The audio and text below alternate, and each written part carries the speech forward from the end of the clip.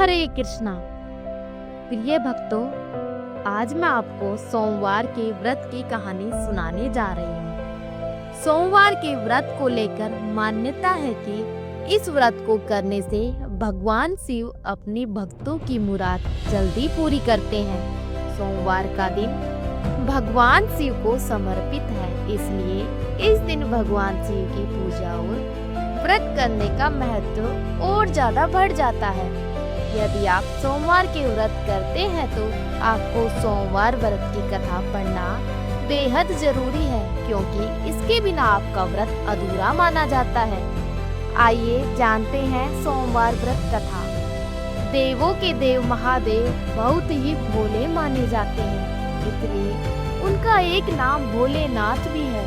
पौराणिक मान्यता के अनुसार भगवान शंकर को प्रसन्न करने के लिए किसी भी तरह के खास विशेष पूजन की आवश्यकता नहीं होती, क्योंकि कहा जाता है कि वह तो भोले हैं और भक्त की मन से की गई क्षणिक मात्र की भक्ति से ही वह प्रसन्न हो जाते हैं।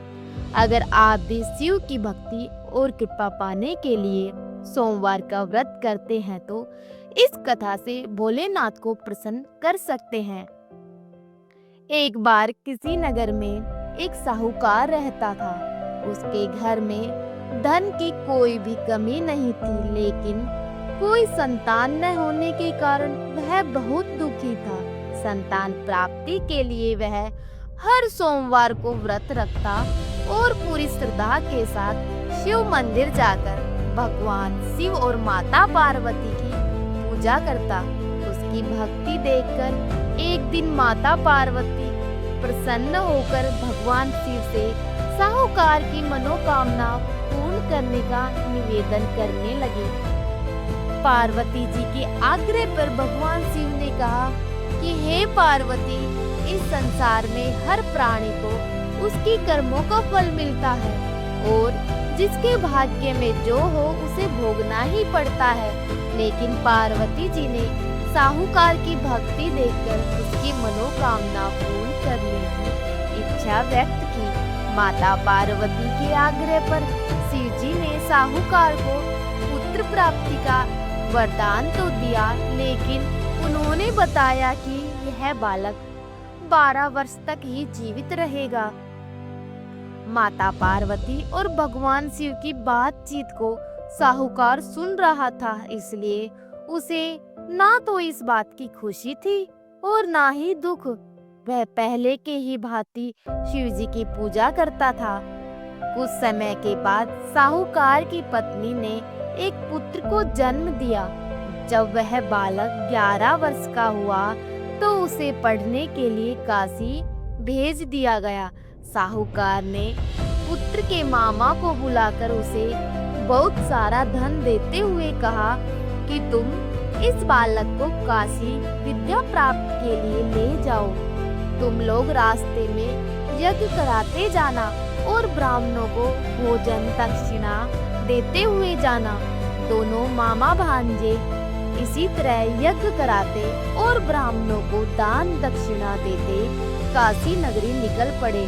इस दौरान रात में एक नगर पड़ा, जहाँ नगर के राजा की कन्या का विवाह था, लेकिन राजकुमारी का विवाह एक काने लड़के से हो रहा था जिसके एक आंख नहीं थी। राजकुमार के पिता ने अपने पुत्र के काना होने की बात को छुपाने के लिए सोचा। उन्हें उससे साहूकार के पुत्र को दूल्हा बनाकर राजकुमारी से विवाह करा दूं। विवाह के बाद उसको धन देकर विदा कर दूंगा और राजकुमारी को अपने नगर ले जाऊंगा। लड़के को दूल्हे के वस्त्र पहनाकर राजकुमारी से विवाह करा दिया गया।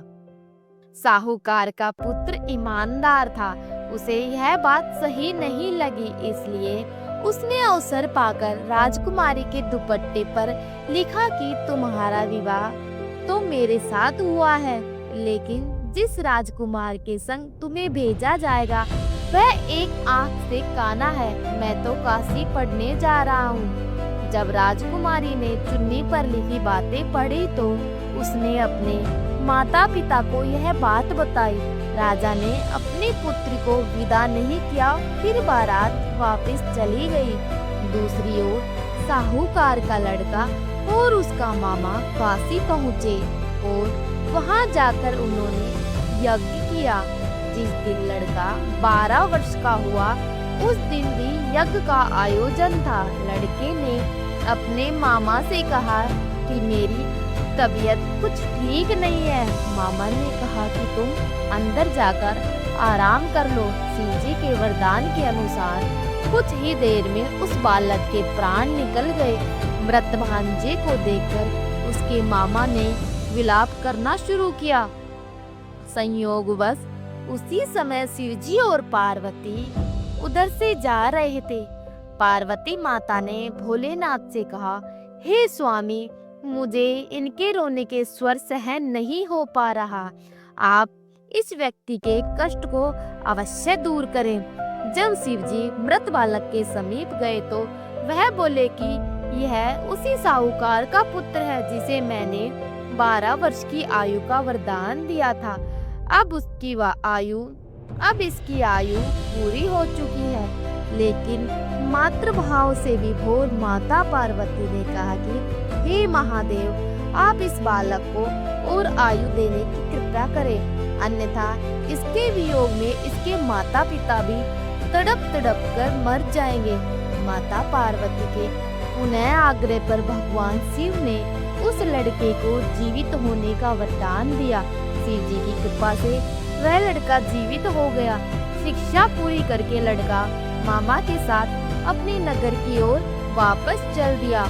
दोनों चलते हुए उसी नगर में पहुँचे जहाँ उसका विवाह हुआ था। उस नगर में भी उन्होंने यज्ञ का आयोजन किया। उस लड़के के ससुर ने उसे पहचान लिया और महल में ले जाकर उसकी खातिरदारी की और अपनी पुत्री को विदा किया। इधर साहूकार और उसकी पत्नी भूखे प्यासे रहकर बेटे की प्रतीक्षा कर रहे थे। उन्होंने प्रण रखा था कि यदि उन्हें अपने बेटे की मृत्यु का समाचार मिला तो वह भी प्राण त्याग देंगे, परंतु अपने बेटे के जीवित होने का समाचार पाकर वह बेहद प्रसन्न हुए।